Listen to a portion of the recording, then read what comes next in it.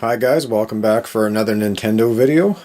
Today we're going to go through some of my odds and ends that I have in my Nintendo collection. Just a few pieces of different consoles or accessories that I've gotten in my collection that I just want to go through and show you. Okay, let's go. So here's one of the first items, guys. This is the NES satellite for the Nintendo Entertainment System. This is an accessory that allowed you to hook up 4 controllers. You could sit far away, and then it would communicate to the NES through infrared. It's kind of along the lines of anything else that you've seen that uses infrared technology. It's not the most reliable. Yes, it worked okay, but it definitely isn't as good as the Wi-Fi communication that is used today, or radio frequency. But for back then, it was a neat little accessory. This one's complete in the box, so it's definitely nice to have. Next up, we've got the laser scope from Konami, another accessory for the NES. This is a voice command optical targeting headset, is what it's coined as. Essentially, you wore this headset, you could look through the eyepiece, and it was used for the light gun games on the NES. You were supposed to move your head to target and then speak into the microphone to fire whatever weapon it was that you're using in the game. It doesn't really work very well, and you look pretty silly yelling fire every 2 seconds on a game, but again, it's a neat little piece of nostalgia to have in the collection. One of my favorite pieces in my collection, mostly for nostalgia reasons, not so much for gameplay, is the Donkey Kong tabletop arcade machine from Coleco. I remember these when I was a kid. My friend had this specific one. I didn't own any, but my friends did.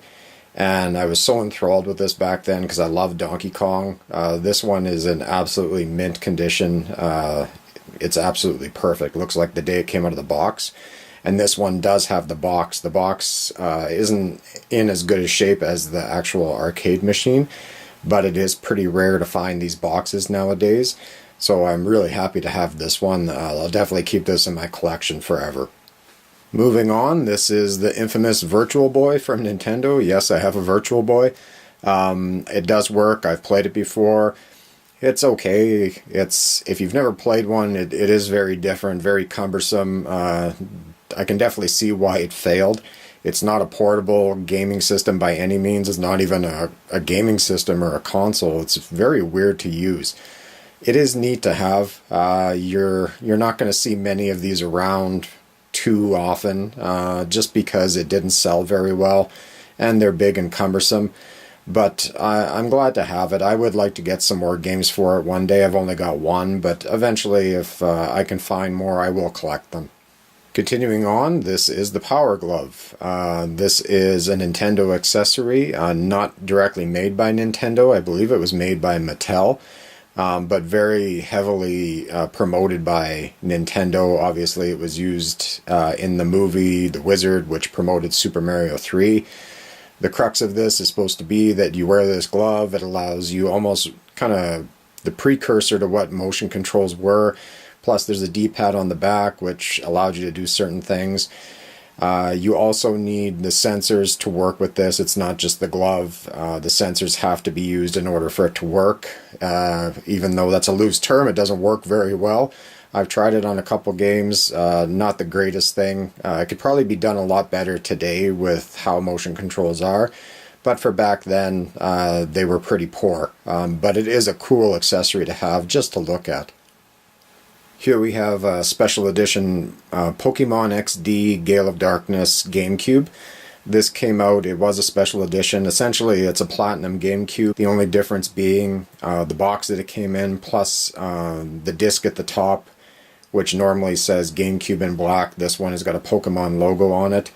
They are harder to find, specifically because of the logo on the top. There were a couple other ones. I believe there was a Metroid one. There was different ones in Japan. So if you can find these, they're a good idea to pick up because you don't see them come along too often. And finally in this little session, guys, this is the Daihawks Nintendo 64 exclusive to Japan. The Daihawks, if I'm saying that correctly, I believe is a baseball team in Japan. This was a special edition made to commemorate their team. This is one of the rarest Nintendo 64s, maybe behind the Jesco edition, which I did have. I ended up selling, more so because I wanted this one just for the aesthetics of it. I love the color combination of this. It's a translucent orange on top and almost a semi-translucent on the bottom, but it's black. So I really like the color combination. It looks very, very cool. This one is Japanese only, so it only plays Japanese Nintendo 64 carts. It can be modded very easily to play North American, but I'm going to leave it as is just because it's a collector's piece. And I do have some Japanese Nintendo 64 carts, so if I want to play them, I can pop them in. And that's it for this video, guys. I definitely have a lot more Nintendo memorabilia, kind of offshoot stuff that I collect. So I will do more videos in the future, especially if you guys want them, and as I collect more stuff. But again, if you like this video, please hit the like. Feel free to leave any comment that you want, and subscribe if you want to see more videos like this. Thanks, guys.